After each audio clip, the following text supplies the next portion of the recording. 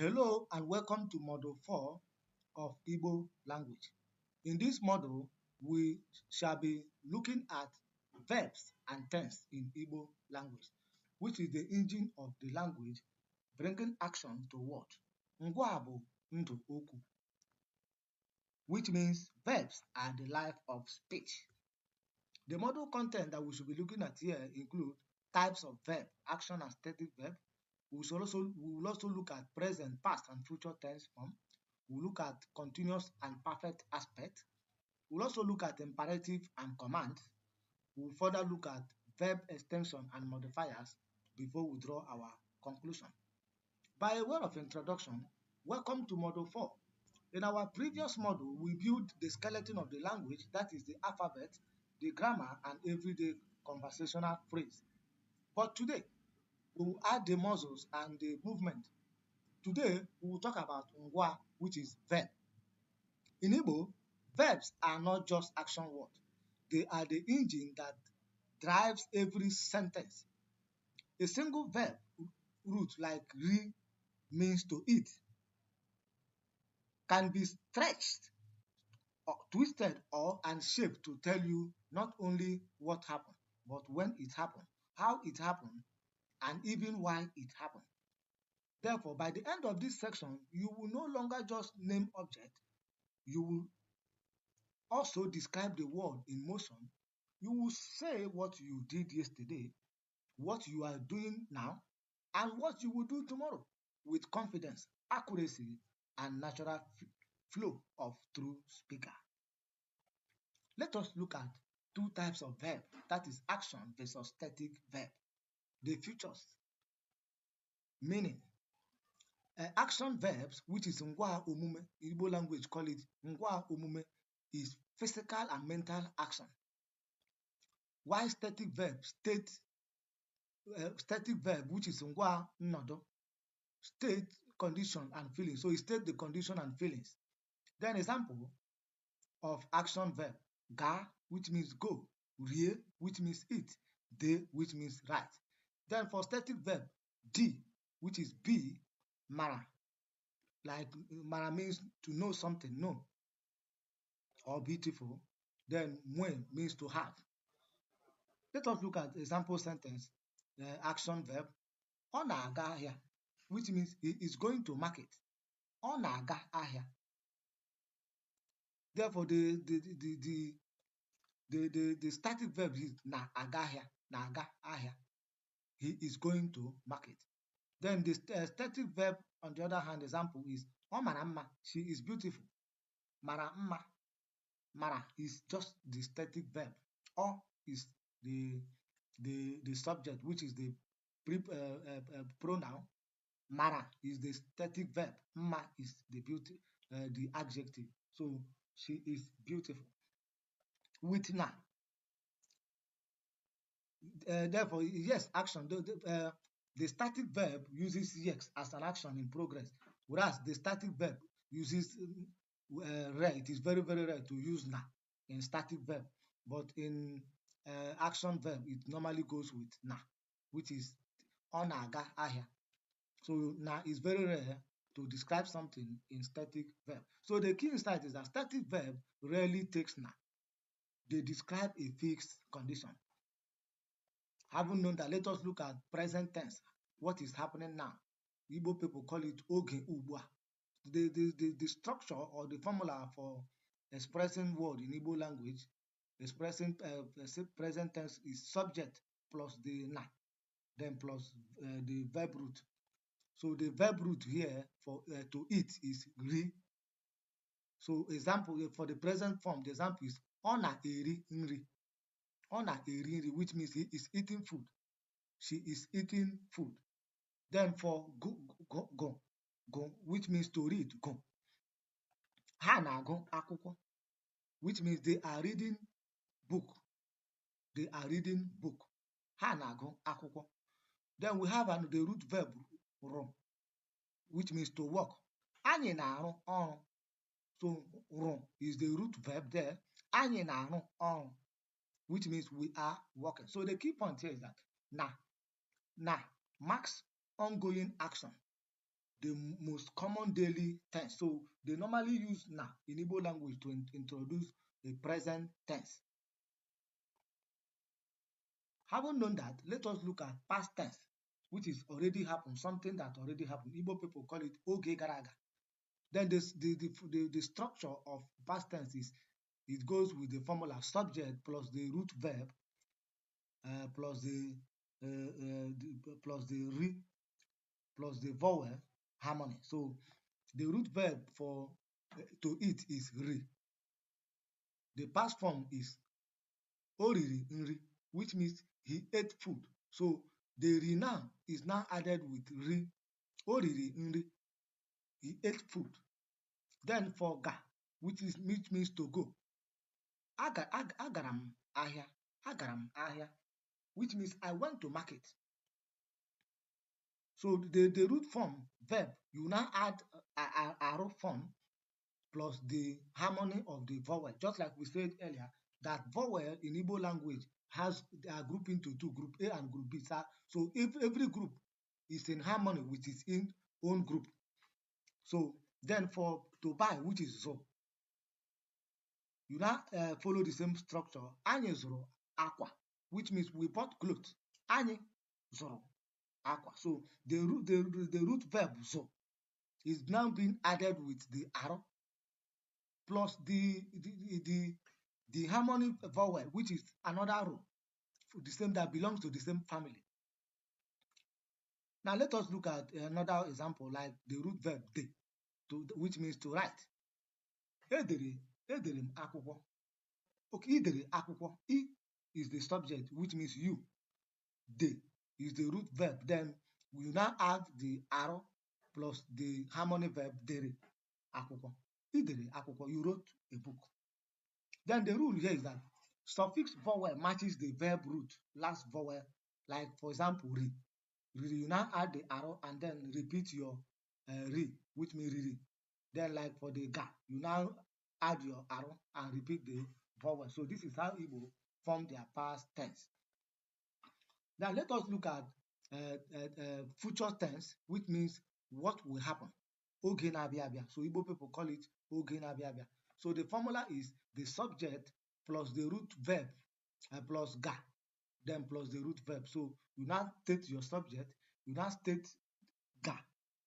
So the Igbo language uses ga to introduce a future tense, then plus your root verb.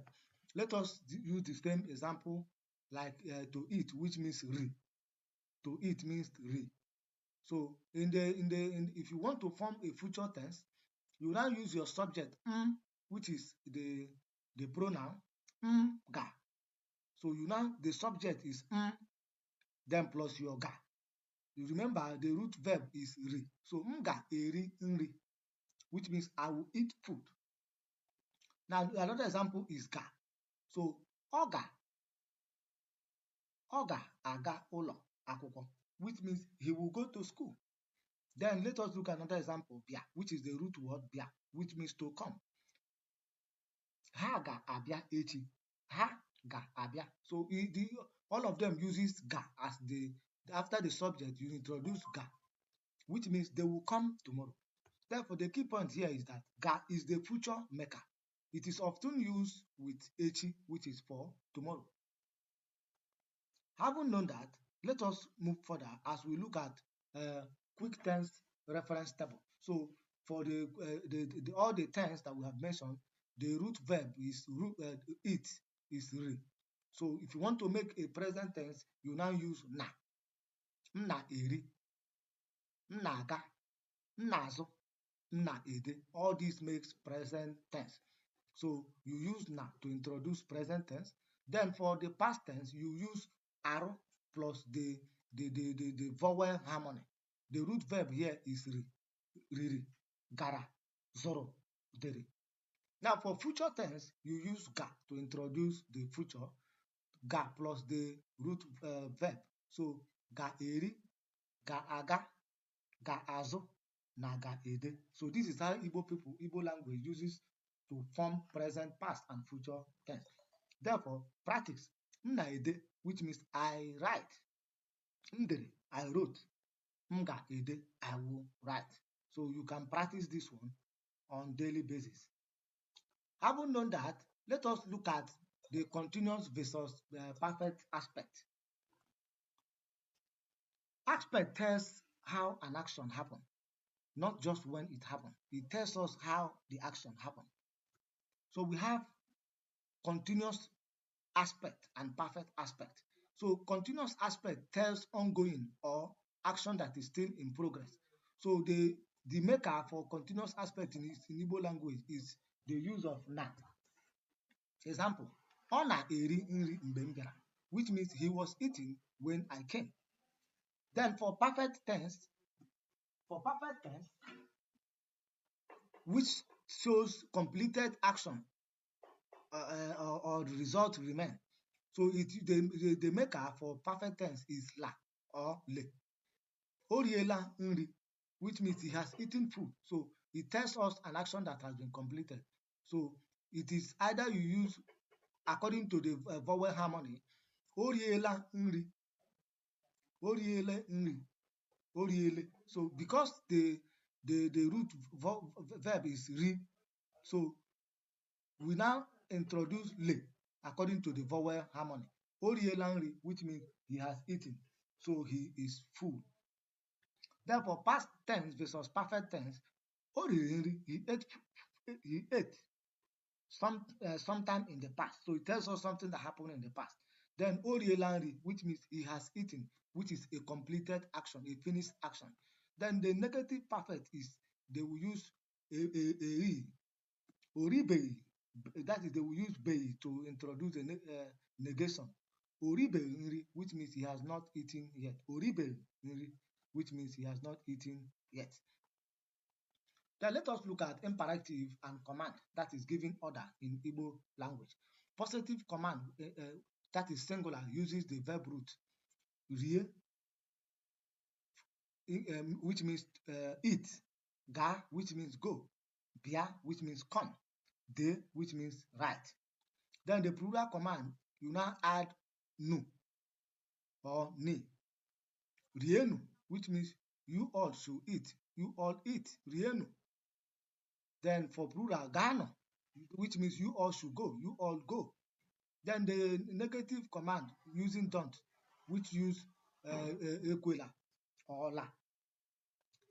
Eriela, ekwela iri nri, ekwela iri nri, which means don't eat. Eriela nri or ekwela iri nri. Emela ya, which means don't do it. Then polite command, you now add word like biko, which means please. Biko, nodu ala, which means please sit down. Biko, nodu ala. So when you want to make your command to be polite, you now add the word biko, which means please. Nodu ala means sit down. Having known that, let us look at verb extension, that is expanding meaning. In Igbo, add suffix to the verb root to change the meaning. No need for a new word. Extension, you use ta, meaning towards a speaker. The root verb me, that is me. The root modifier meta, bring about, so to bring about something. Then extension is ga, which means away from the speaker, which means carry. Then buga, carry away.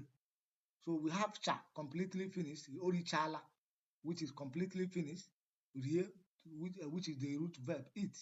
Then richa, which means to eat all. Then we have another extension, which is kwa, which is again, the root verb is me. Then mekwa as a modifier, that is do again. Mekwa also do it again. Then we have another extension is mezie, which means to do something properly or to repair something. The root verb could be me, which is mezie, which fix properly. Example with view, that is to buy, zo, to buy. Zota, which means buy and bring. Zotaram, buy and bring for me. Zoro, zoro. Zoro means in the past of zo, which means zoro. Then zokwa, which means buy also.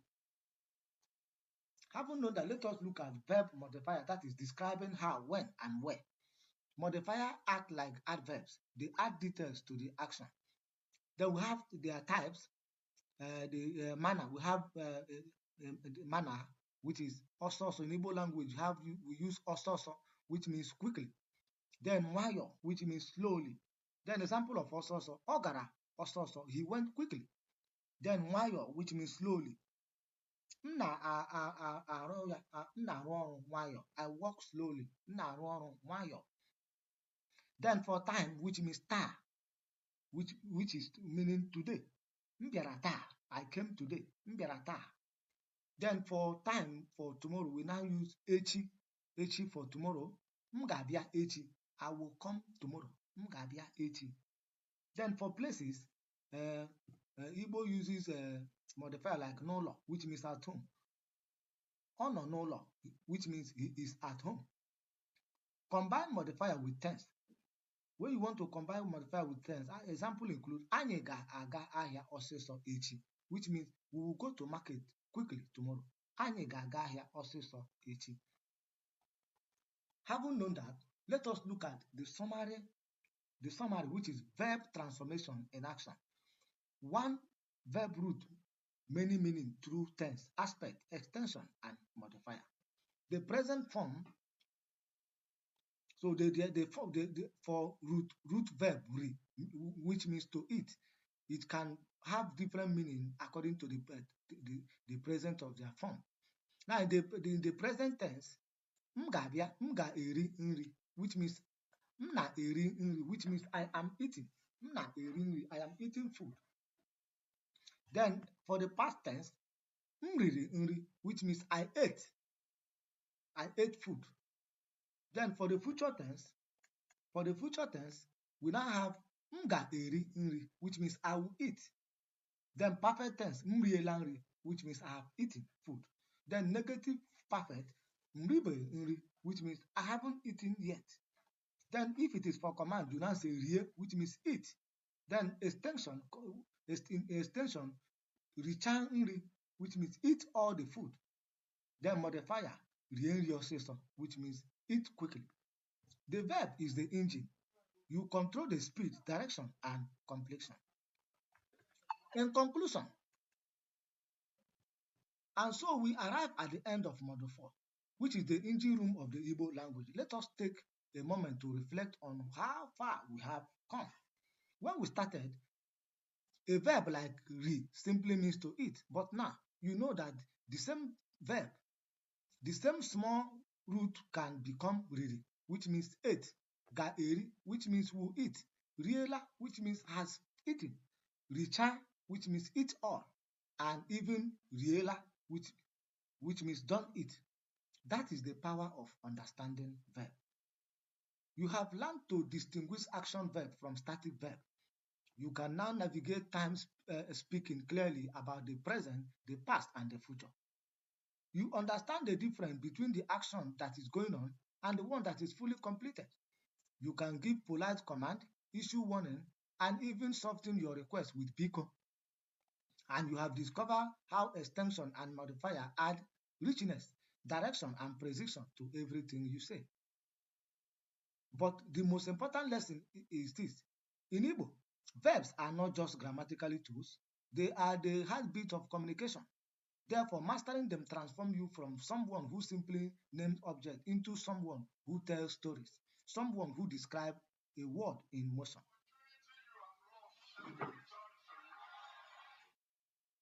Therefore, as you leave this model, practice every day. Describe what you are doing right now.